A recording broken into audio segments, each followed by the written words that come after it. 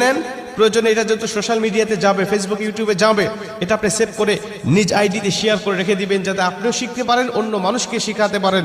আপনার শিখানোর কারণে কেউ যদি নামাজটা আদায় করতে পারে, ও যে সওয়াবটা অর্জন করবে, সওয়াবের একটা অংশ আল্লাহ আপনার আমলনামায়ও দান করবে।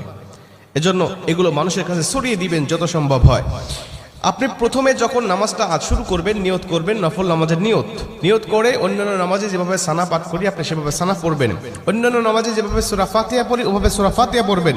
অন্যান্য নামাজে সূরা ফাতিহার পরে যেভাবে সূরা মিলান ওইভাবে সূরা মিলাবেন। সূরা মিলানোর পরে রুকুতে যাবার আগে দাঁড়ানো অবস্থায় আপনি 15 বার এই তাসবিহটা পাঠ করবেন, সুবহানাল্লাহি ওয়াল হামদুলিল্লাহি ওয়া লা ইলাহা ইল্লাল্লাহু আল্লাহু আকবার। এই তাসবিহটা পাঠ করলেন 15 বার।